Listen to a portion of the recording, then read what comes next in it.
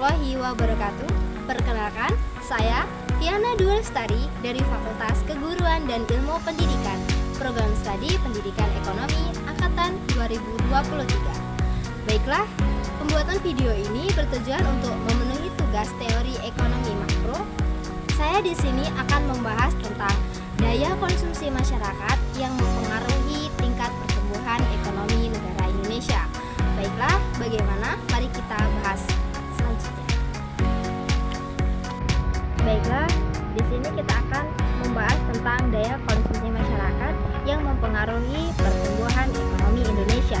Sebelum kita membahas lebih jauh tentang daya konsumsi masyarakat yang menurun dapat mempengaruhi pertumbuhan ekonomi Indonesia, mari kita bahas terlebih dahulu apa sih pertumbuhan ekonomi dan mengapa daya konsumsi masyarakat dapat mempengaruhi pertumbuhan ekonomi.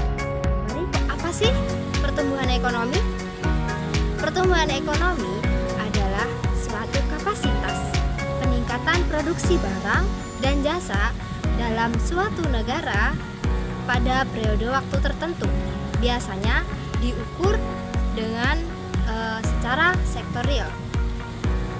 Pada pertumbuhan ekonomi ini bisa kita lihat sampai mana sih berkembangnya aktivitas ekonomi dalam suatu negara. Apakah masyarakatnya dapat menghasilkan barang dan menyediakan jasa serta dapat menghasilkan pendapatan. Nah, daya konsumsi masyarakat ini adalah suatu komponen utama pada produk domestik bruto. Maka dapat mempengaruhi pertumbuhan ekonomi, di mana jika daya konsumsi melemah, maka akan mengurangi permintaan pada jumlah barang dan jasa.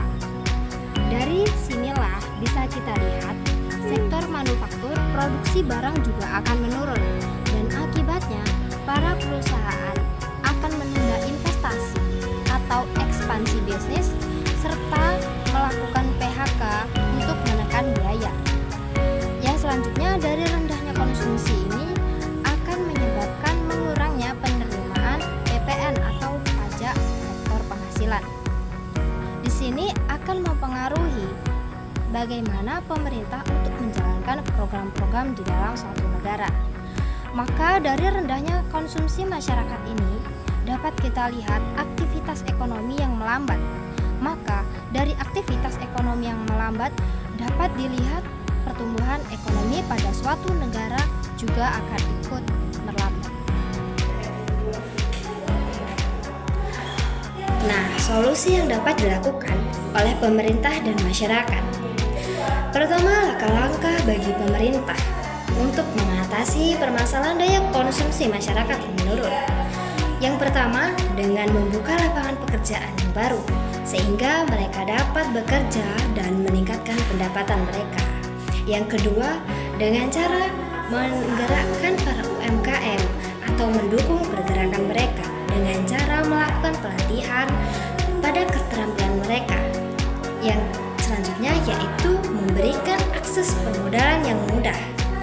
Lalu langkah selanjutnya yang dapat dilakukan oleh pemerintah memberikan bantuan sosial seperti bantuan langsung tunai, kartu sembako ataupun alternatif bantuan yang lain.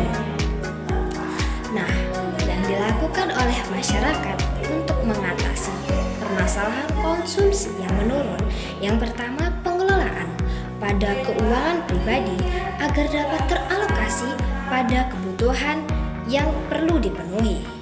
Yang kedua, dengan mengembangkan bakat atau keterampilan yang mereka miliki agar dapat membuka usaha sendiri. Saat mereka membuka usaha sendiri, disitulah pendapatan mereka akan meningkat, serta konsumsi mereka pun juga ikut meningkat.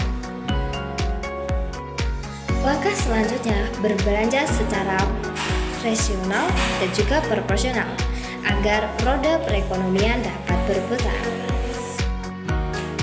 Baik, sekian video pembahasan dari saya tentang daya konsumsi masyarakat yang menurun mempengaruhi pertumbuhan ekonomi Indonesia pada tahun 2025. Sekian, terima kasih, semoga bermanfaat. Sampai jumpa kembali. Wassalamualaikum warahmatullahi wabarakatuh.